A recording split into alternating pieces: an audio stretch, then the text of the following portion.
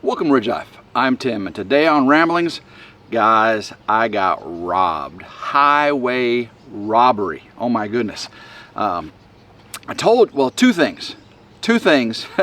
One's really, really bad. The other one, did I bring it on myself? It seems like these last few months, blew my knee out, Social Security number gets used for taxes and I can't file my taxes. Things with the barn dominium and stuff, it just seems like maybe I'm bringing them on myself. Maybe I'm bringing it on myself. You guys let me know if you think I'm doing it, if it's my fault. Probably is. So first thing, I told you I took my SRT Durango to get the transfer case. It's all-wheel drive. Transfer case, front and rear differential fluids changed. Simple. If I had a jack, if I had a lift where I could lift it evenly, I would do that myself. It's only about that far off the ground, not like the Beast, which is 10 feet off the ground. And I knew it was going to be expensive. I took it to the dealer. It's an SRT. I want them to use the right fluids, the right amount, all that stuff. Okay, I knew it was going to be a little more expensive. I was thinking $300-400. It's like 2 gallons of fluid, 3 gallons of fluid at the most. To fill a differential case up with oil, heavyweight oil, 2 differentials, and the transfer case, which again, I don't even think 2 gallons. So I went and picked it up. I told you I was getting this done. I went and picked it up. Way more than I expected. Oh my goodness. Guys, it was over $800. Over $800 for a couple gallons of fluid. They charge about $500 in labor to take a plug out, drain, and then put a little pump with a hook on it and fill it back up 3 times. $800 or $500 in labor, over $800. Luckily, that's something I don't have to do very often. And again, I'm getting ready to do a tune-up on it. I'm going to change all 8 spark plugs. I got to change the PCV valve. I'm going to change the purge valve, the ESIM pump. I got several things I'm going to do myself. Now the water pump is leaking, and I've already replaced the water pump once on it. And I thought that it would be under warranty. I heard that the Dodge said that those water pumps were going to be extended warranty automatically, 7-year unlimited miles. Well, apparently mine falls just outside that range, even though I've replaced it once. It is a 2018, and I got almost 200,000 miles on it. Yeah. So I take care of it though. You can tell I do the right things. All right, now guys, to the big robbery. That was highway robbery, I guess you'd call it. Car, highway. Yeah, I'm a dork. Now to the big thing. Okay, so you guys know I went up the other day to get my building permit for my barn dominium. I was surprised they said it was ready. I was like, yeah, baby, ready. So I go up there and they're reviewing everything. They say, where's your, how many water heaters you got? I'm like, why are you just now asking this? I thought this was already approved. Anyway, she says, 2-bedroom? No, I see you have 3-bedroom. And I went, huh? No, it's 2-bedroom and an office. And she said, no, because, you've got a door, a window, access to a bathroom. It's a bedroom. I was like, okay, whatever. She says, no, your septic permit is only good for a 2-bedroom house. Okay. So I just got to call them up and have them change that to a 3-bedroom. It's still 1,000 gallons. No. You need to either modify this house to a 2-bedroom, or you need to get a 3-bedroom septic permit. So many of you guys have given me suggestions. You said just eliminate the door, eliminate the wall going from the great room. These are things that I had thought of, because originally that office, it was an office. I have 2 bedrooms and an office, and they said if it's greater than 100 square feet, has a window, has access to a bathroom, and has a door for egress. And it's like 115, 110 square feet, so I could make it a little smaller, But yeah, you guys have said, what if you put the door in, drywall over it, frame it out, drywall over it, and then after inspection, cut the drywall out and put the door in. So I could do that, to keep the wall out, and then later on put the wall in with the door, going into the great room. But I'm having this house, you know, engineered, architecture and everything, architect, and I really want it done the way I want it. And if it's a 3-bedroom, it's a 3-bedroom. Now in the future, if I ever wanted to sell it or anything, the septic permit's only approved for 2-bedroom, and it's actually a 3-bedroom. If I convert it, you know, if I try to sell it anyway, I hope to never sell it. This is the Ridge, you know. I plan on being on the Ridge for a very, very, very long time. This is like, I'm hoping the Ridge is a generational homestead. You know, right now we've got Grandma Carol's log home, and I'll have the barn dominium. We'll have 3 pastures, or maybe 4 pastures, a huge barn, a shop, off-grid solar for the barn dominium. And eventually I plan on going off-grid on Grandma Carol's as well. Get rid of that pesky old cable going into our property. And then I'd like to build at least 2 more living spaces. You know, for the kids and grandkids to come. I want this to be a generational homestead. So I went ahead and said, all right, I'll take the extortion for the door for the septic. So I called the state, it's State Environmental Department, and talked to one lady. She said, well, you're going to talk to the environmental engineer that did the permitting and see if you can get it modified, and if you need to have it modified, here's what you got to do. So I called her. She said, well, Mr. Roberts, it's not a modification. You've never had it built. What you're going to have to do is get you a new septic permit. She said, I'm going to have to come out there again, and we're going to have to do it all over. And I said, well, you just basically just transfer the first one over to the second one. She said, no, sir. You got to go online and pay the extra $500. Now, I already paid $500 once. Now I got to pay $500 again. Okay? And basically all I'm getting for that $500 is a piece of paper. Well, no, they actually put some flags out, you know, very expensive flags. Now they are designing your septic system for you to make sure it accommodates the living space you've got with a number of bathrooms and all that stuff. And you would think just number of bathrooms would suffice, but no, it's number of bedrooms, right? You could have 9 bathrooms and 3 bedrooms. I don't know. I don't think that's how it works, okay? You would think if it has 9 bathrooms and 3 bedrooms, it would be more septic than 9 bedrooms and 3 bathrooms. I don't know. It's probably all the same.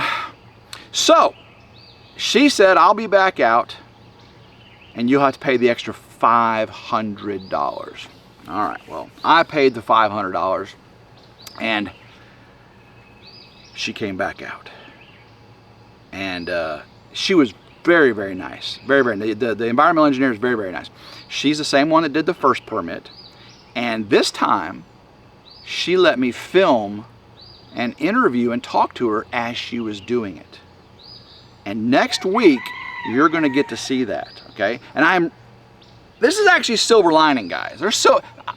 I get silver linings in everything I do. If there is a positive spin to something, I'm going to find it because I'm not a negative person, right? Yeah, you see the thumbnails, you know, I got robbed, but if you ever watch the videos, you always see I make a positive light of I make lemonade out of lemons, guys. That's what I do. I make lemonade out of lemons. And that's, if you don't live life that way, making lemonade out of lemons, you're just a sourpuss sucking on lemons all the time. Who wants to be a sourpuss sucking on lemons all the time? I don't. So, I had her back out. She came out and she was so nice. She told funny stories. She's a cowgirl. She does gate competitions on her horse, and she's just an amazing young lady. She tells me all these stories about ticks and spiders and snakes, and she's got a crazy job out getting out there in the woods. Matter of fact, guys, my neighbor who built this beautiful farmhouse behind me, it's a board and batten black with a gray with heavy timber exposed, beautiful farmhouse right behind us. He was originally going to build it in these woods right behind me. That's their woods right there, not mine. And she came out and did the septic permit in there, but then he decided to do it in the field way over there, and had to have another engineer come out and do a septic permit again. He had to pay twice for septic, but he, you know, again, he chose to move his house. Now guys, think about this. I'm general contracting myself for this build. A contractor probably would have known the Fayette County rules for what a bedroom is and got the appropriate septic permit, right? And saved me $500, saved them, because, you know. So yes, it's my fault. It's my fault. It's my fault. But the silver lining, guys, is where we had the septic tank was off to the, okay, was really going to interfere with my plans. And we moved it. We moved the septic system. Because for a 3-bedroom, it's got to have longer, it's got to be a longer run, right? I got to have a drain now, and I got to have, so that's why they redesign your septic system. You're going to enjoy this video. You'll hear stories from her. You'll get to we'll walk all around the ridge. You get to see some beautiful scenery, and I'll pull the septic drawings up so you can see where the old one was, where the new one is, and where new things are going. Guys, plans are changing on the ridge. They are. Plans are changing for the better. You're gonna love it. You are gonna love it. And part of it was a suggestion from a family member. I was driving in town and had this epiphany. And I called up one of my family friends. I said, yo, what's up? This is what I want to do. And they said, that sounds like a really good idea. I know you've done it before and you're an expert at it. Give me some pointers. And they gave me some pointers. And then they go, you know what, Tim? You ought to do this. And I'm like, goodness gracious, that was an amazing idea. Oh my goodness, why didn't I think of that? You just made my life so much easier. It's going to look so beautiful. It's going to be so awesome. Oh my goodness. I'm so excited. I'm so excited. Tim, you just got robbed. You just lost $1,000, you know, well, $1,800, you know. Well, at least for the $800 for the Durango, I got oil. I got a couple gallons of oil, right? Peace of mind. With $1,000 for the septic, I got a piece of paper and some flags. Well, no, you know, I got a good service. Okay, I got a good service. I believe I got a good service. So, guys, this is so exciting. Now, I did talk to Trip, my land clearing guy today, and you can see, I don't know what you can't see. It's real overcasty today. It's rained last couple days. It's supposed to rain every day for the next 2 weeks. Now, you guys know, after that, it's the meetup time in Blue Mountain Lake. So I told him, hey Trip, we've got to clear land for the barn dominium. We got to clear the lane wider for the driveway. We've got to move big bundles of trees where my barn's going to go. You need to site prep for the barn dominium, and we got to get all that gravel down for the driveway. That's a lot of work. I said, if you want to do it in between, you know, when it's dry enough, in between, you know, week to week, we can do, you know, clear the land to the driveway to get out there, clear the land for the barn dominium. We can do that in phases. And he said, that actually may work better, Tim. That way I can play the weather, and if I got 2 or 3 days where the ground's not too wet and it's only like 30-40% chance of rain, we get out there, we do this for you, all right? So in springtime, trying to build in the springtime, you guys know, you're at the mercy of Mother Nature. And I am definitely at the but see, again, silver linings. Silver linings, I can film him clearing the land. Boom. I can film him clearing the driveway. Boom. I can clear him prepping the barn dominium site. Boom. I can clear him putting all the gravel down, right? Right? Because if he had his whole crew out there and he was doing it all at once, I may miss something. But now I got drone footage of the dump truck and the trees falling, right? So we're gonna work it out. So I'm gonna make the best of this. And guys, if you could see what I see right now, I'm looking out where I cleared all those trees. And Elvis, oh Elvis, can you hear me? Elvis?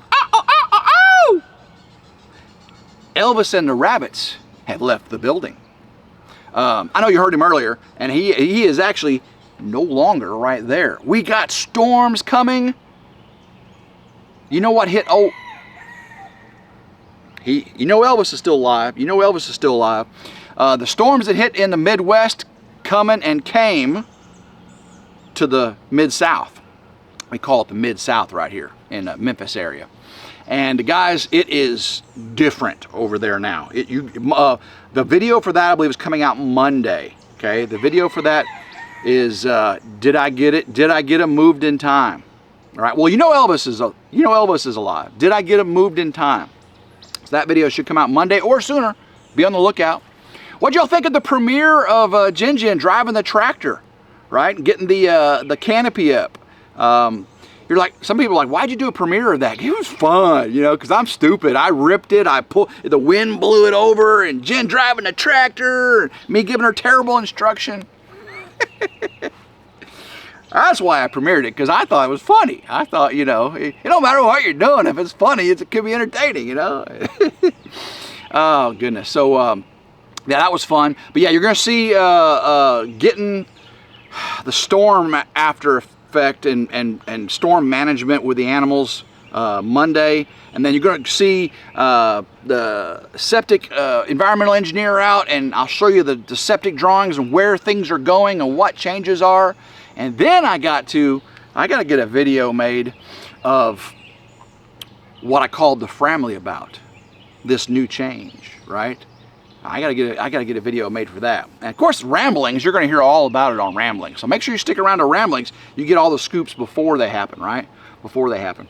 And I've got to get the Van Powers e-bike assembled and let Jin Jin ride it, because we need that Van Powers e-bike for the meetup. Because I got mine, and my FuCare double battery Samsung battery bike, and she's going to do the Van Powers bike. And I hear we're going to do e-bike races at the meetup, right? And I got to see which one's faster with me, my fat butt on it. Whether the Van Powers with one battery, right, or the FuCare with two batteries, but it weighs like 90 pounds. It's a heavy bike, and I'm a heavy guy. I gotta see which one's faster, because I do not want David from Come On Homesteading to beat me. I don't care if Mike from DD5 beats me. That guy weighs $1.25 at best, right? And he gets on a fast. He's got like 9 e-bikes. You know, he's gonna have one that's fast. David's got a couple, but you know, David's a big old boy. You know, how big a boy are you? What's that from? If you know that, you lived a good life. Okay, if you know that, you lived a good life. How big a boy are you? I want to win that race. I want to win that race. So I got to get that Van Powers assembled. Let Jin Jin get on it and do the video demonstration of it. Make Van Powers happy. And I got to get all those. I got to get a firewood. Fire pit's actually right behind you. See, I'm in the blue chair today, the aqua blue, and Aruba blue. Actually, these are Aruba blue. I need to get all that firewood. The last trees I cut down, you can see have already turned brown. I got to top them all. We got to burn them, and then I got to cut all the firewood up. That'd be another really good video. Watching that. Hopefully, oh guys, and the honeysuckle. That tree is nothing but honeysuckle. Honeysuckle is blooming right now, and it smells so good, so good.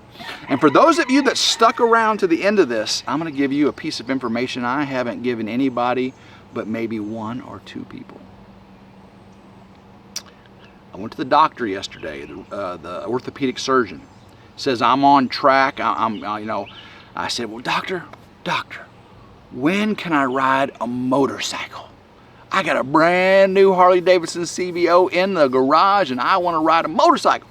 He said, Mr. Roberts, typically we authorize that type of activity when you can start to jog. When you have the stability in your knee to jog, I know you won't be 100% healed and you won't be cleared for a lot of things, but when you can jog, you'll have the lateral stability to ride that motorcycle. I said, well, when will that be? When will that be? He said, well, next time you see me, it'll be 5 or 6 weeks. It'll be about mid-June.